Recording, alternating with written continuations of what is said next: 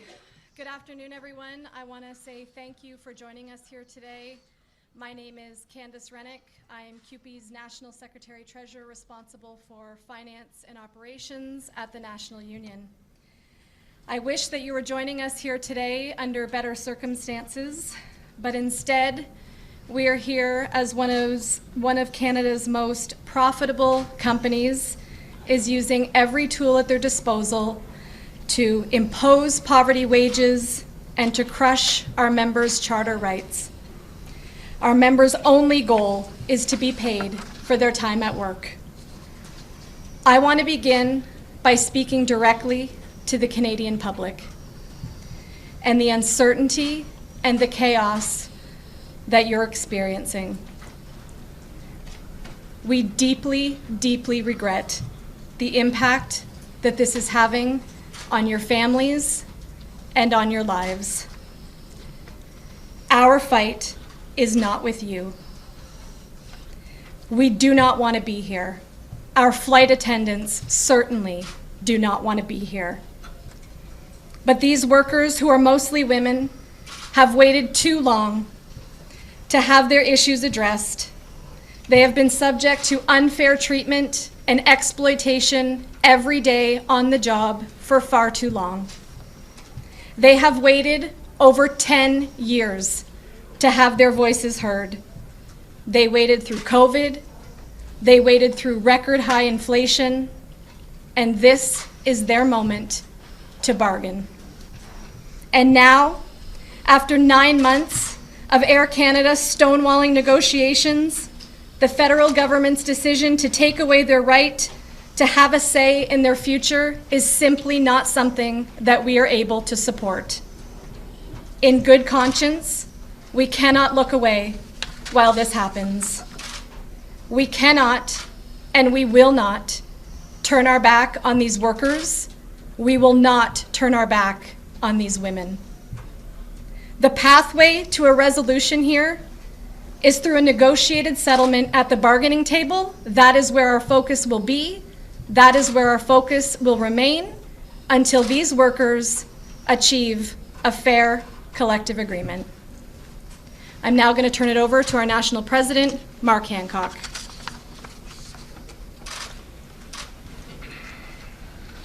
Well, thank you very much, Candace, and good afternoon, everybody.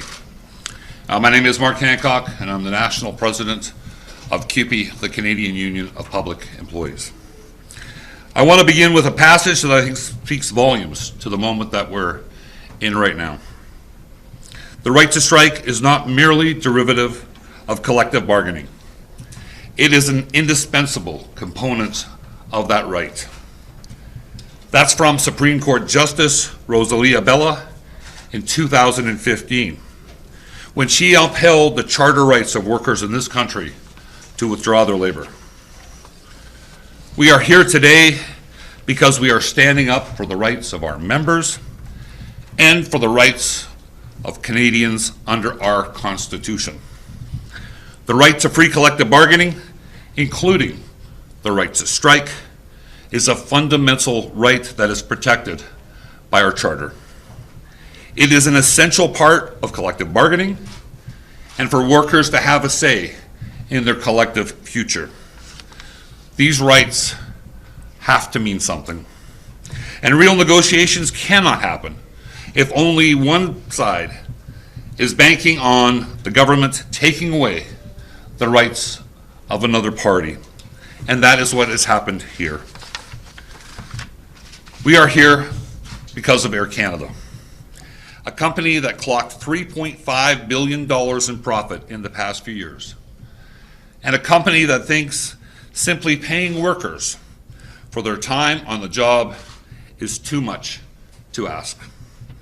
Nevertheless, we remain committed to finding a deal, and we welcome any assistance that helps us find a way to reach a freely negotiated collective agreement, an agreement that our members can ratify. We will not resolve this by taking away the rights of workers who are already struggling to make ends meet. Thank you, and we have time for some questions. The CBC, just wanted to know, your workers have now, and your union has instructed them to defy 2 back-to-work orders, the one that expired yesterday at 2 and the subsequent one that expired today at noon. What's the roadmap forward here if Air Canada refuses to come back to the table? Would you just continue to defy these orders? What are you willing to do? Be fined, go to jail? What's the roadmap here? We will not turn our back on these workers. We will not turn our back on these members. We're going to continue to support those flight attendants that are walking the picket lines here at Pearson and across the country. We will do whatever it takes to get them a collective agreement that they can vote on. When it comes to... Can I ask a follow-up just to Wesley? Is that okay? Sure. Wesley, on the call last night with members, obviously there was a tremendous amount of anxiety about people losing their jobs. Are you worried about people's stomach to stay on the picket line and not cross back over for fear of losing their job? Not at all. Our members have remained strong and will continue to remain strong and have reached out saying that they're fully supportive of this and this needs to happen. They're no longer willing to accept the norm. Mark, the labor relations, the CIRB has declared this is a lawful strike. The strike is over. They're saying, you know that people will go to jail potentially and your union will face hundreds of thousands or millions of dollars in fines. What's the limit that you're prepared to exert here to try to make your point? There's no limit. We're going to stay strong. We're going to stay committed to making sure that those workers can do the job that they love doing and actually be able to afford a roof over their heads, to afford caring for their families. And if it means folks like me going to jail, then so be it. If it means our union being fined, then so be it. We're looking for a solution here. Our members want a solution here, but that solution has to be found at a bargaining table. There has been a relative amount of goodwill from the public supporting you guys. Yeah. But as the strike goes on, that may change, especially since you've defied these 2 kind of back-to-work orders. What is your message to the public? A lot of people who have been in that airport just out the door there for 4 or 5 days now with nowhere to go. Yeah, and I think Candace talked to that very well. We are sorry that the public is caught up in this. We're sorry that people are stranded across the globe.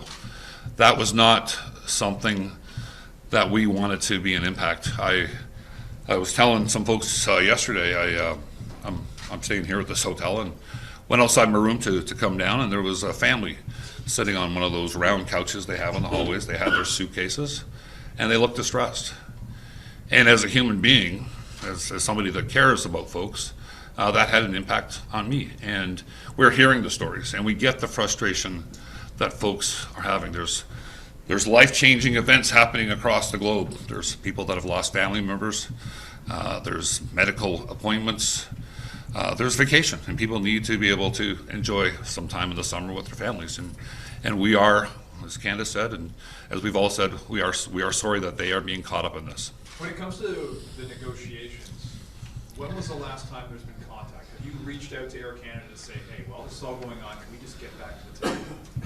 I'm not sure when the last contact was made, but we have made it very clear that we're all still here at this hotel, and while we enjoy room service, we're not here for a holiday. We're not here for a vacation. We're here to do the work. We're here to negotiate a collective agreement. The employer is not here. We want to get a deal, but it takes 2 sides to commit to meeting and to working through some of the challenges that are facing us. For the general public who may be confused by this, I mean, it does sound like you're sort of waiting for a call. Is that what you're waiting for? Not necessarily waiting for a call, waiting for something for the employer to show up and say they're ready to bargain.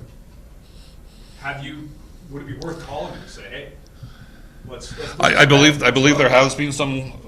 We have reached out to the employer. I think Wesley did that today or last night. So And what was the response? I don't know. Wesley, do you want to talk to that? There's been no response from the employer. No response. Nothing. When was the last time negotiations were actually happening at the table? That would have been Friday night. Friday night. For the sake of the broader labor movement, and you kind of alluded to it answering Sean's question, there's no turning back here for you guys. Is that how you see it? Like this is something that you need to see to the end, either solution through the resolution at the bargaining table or just an unending defiance of the law? One or the other. None of us want to be in defiance of any law. That's But not you- our, but you are, right? I'm trying to answer the question. None of us want to be in defiance of the law. But as we've said repeatedly, we're going to stay committed to those workers that are walking the line. You know, the employer has, or the government has said that we should go to binding arbitration. And binding arbitration is sometimes a solution that some unions will work. We're already in the courts on 107. The fact that the government has used 107 in this case and in previous cases sends a very strong message to my union, but also to the labor movements and the public. And we will get through the courts. I'm very optimistic that we will be successful in the courts. But as I said yesterday, and I've said a number of times, we're looking at 10 years probably before this works its way through the courts. And our members do not have 10 years to wait to have their rights restored. Did you prepare any consequences, or what are the consequences of the continuing strike? Sorry? What are the consequences of the continuing strike? Just like government forced back to work and strike continuing. What are the consequences? We'll find out. I mean, there's a variety of options, I guess, that could happen. But again, our resolve is with those women and those men that are walking the picket line that need to be fairly compensated for their time. Mark, what kind of support are you getting from other unions in Canada right now? Because this is a defining moment for trade union movement in many ways. Yeah, it's a bit of deja vu from a few years ago when we were fighting the Conservative government here in Ontario with our education workers. We're seeing support from the Congress. There was a CLC meeting last night of the Canadian Council where support was unanimous from unions, public sector unions, private sector unions, Canadian unions, international unions. It was very reassuring for Candace and I to be on that call with all of these labor leaders who not only said that they supported us, but that they would, of course, act as things approach, as we continue moving forward. So, I mean, in the union movements, there's a lot of solidarity, and solidarity is not just a word. And we saw it a few years ago when we were fighting Bill 28. I don't have any concrete examples of what that means at this point, but we're very assured that the rest of the labor movement will be supporting us through thick and thin. Some of the flight attendants outside have said that some of their colleagues are stranded overseas because of the job action, because of the shutdown of service. Can you just tell us about some of the flight attendants who are stuck in other countries around the world with no way to get home, or are they able to get home? What is the process? I'm going to ask Wesley to answer that, but I can assure you that we've been dealing with the employer on this, and it's the employer's responsibility to make sure that those workers are safe. We've also said that if the employer is not going to take those steps, then CUPE will make sure that those folks are safe. Have you received any messages from the government or law enforcement about obey the order, or do you have any kind of fine or something like? No, there's no indication of what fines or other things may look like at this point. You heard directly from the labor minister at all? I have not talked to Patty since Minister Hayduk since Friday night. And just to be clear on what you're saying here, what's CUPE's direction in terms of what you're telling your flight attendants about striking right now? We're telling our flight attendants we're going to support them. We're going to continue to support them. We're not going to abandon them. We're not going to leave them in the lurch. We are going to continue to support them. We're here to do whatever it takes to get a collective agreement that works for them and their families. So plan is to continue striking? Pardon me? Plan is to continue striking? Yes. For the stranded flight attendants, can you just tell me a little bit more about that, just how many are stranded, and again, the supports that are being provided? Yeah, sure. Let's do answer that. Yeah, so we're thinking there's a couple hundred that are out there. I wouldn't necessarily call them stranded. They just don't understand when they're going to be coming home, obviously, because the airline's not functioning. All of them have hotels. All of them have expenses. If there's any issues, they've been reaching out to myself or any other union executives. We've tied up with unions in the United States to offer EAP support. We have a robust EAP support here as well. Our Health and Safety Committee is around the clock 24/7, so they're very well looked after by us. We haven't heard anything from the company on any challenges on that front, so we trust they're being looked after. And many of them, as far as I was made aware this morning, have made their way home, whether that be on passes or deadheading home. So. What's the EAP? employee assistance program. Mark, did you get any sense from other union leaders that this could manifest in wider work stoppages in other unions? We haven't gone there with those folks, but their support was very clear. And when we were in that dispute a few years ago, discussions were ongoing about what that support would look like, which included shutting down other work sites. So we're not at that point now. That's not a threat, it's just a possibility. And I know those leaders of other unions have been extremely supportive, and I know that they're paying very close attention to what's happening here, not only because they support CUPE, they support our members that are walking those lines, but also because they may be next. And we've seen a few other unions impacted by 107. So some of them have already been impacted, and others are going into bargaining, and 107 seems to be a tool that this government is using very, very often. You could pay millions and thousands of dollars in fine. Is the CUPE ready for this? Do you have a special fund? Like, would you afford it?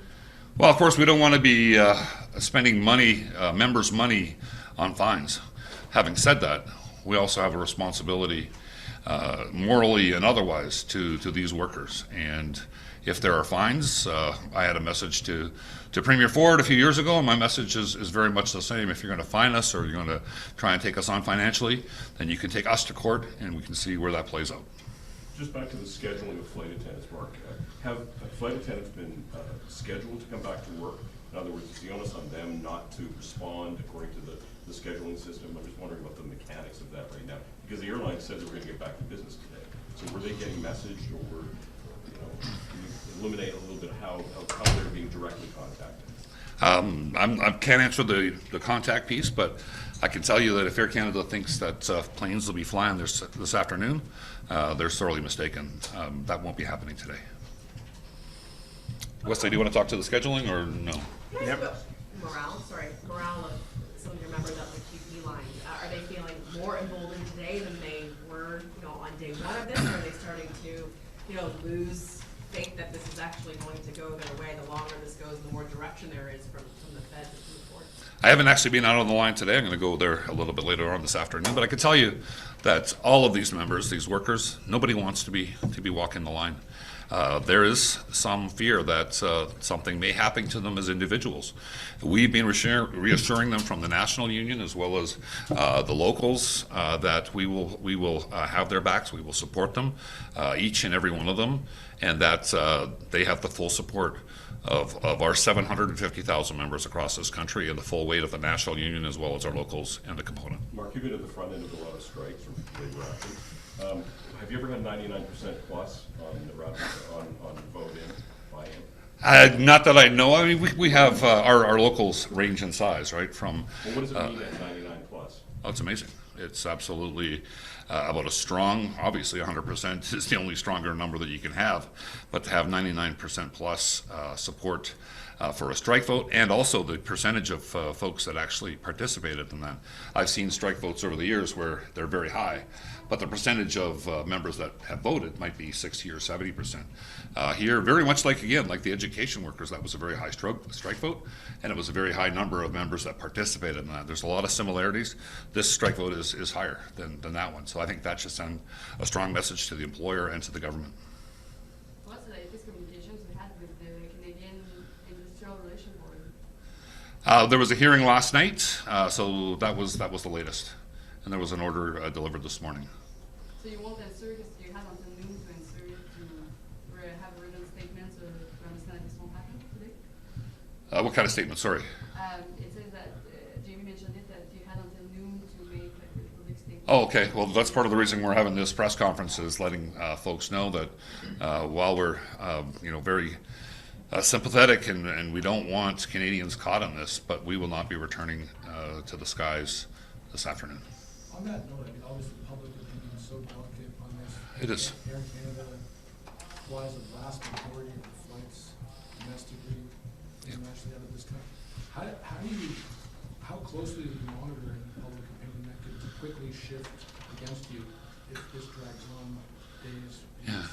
No, I mean, obviously, we're paying attention to what's happening in the world, including, how folks are feeling We don't let polls dictate the actions of a union in any way, shape, or form, but we are paying attention, and as Candace noted, regardless of the polling, we are very, we're very sorry for the impact on Canadian people, and that's unfortunate that they're caught up in this. And it's not going to change our resoluteness. It's not going to change what we're doing as a union, but we do pay attention to it. Is it possible your view is going to change at all today? In other words, Solidarity, the bargaining committee, and the whole executive, are you all in on this, or could that change today? Hell yeah, we're all in on this. Like I said a number of times, we're here for those workers, and like you've heard, I fly a lot. I'm the national president, and Candace and others fly a lot. We get to spend a lot of time in the air and on the ground with these folks, and we're there for sometimes delayed an hour or two or three, and that's inconvenient for me and the public. But for those workers, for those flight attendants, they're working those 3 hours, those 4 hours, and not getting paid a dime, and that's just unforgivable. And that's what this is about. We want to make sure that those women and men get the pay that they deserve and that they're entitled to. Last question, guys. Will you go back to members at all in the next 48 hours to see where their heads are at on this? We're talking to our members all the time, and there was a meeting last night from the components, and there was thousands of folks on there. And they are still very strong in their support for the union and the action. Absolutely. Well, we're in contact with our members all the time. Thank you. Thank you. Thank you, everybody.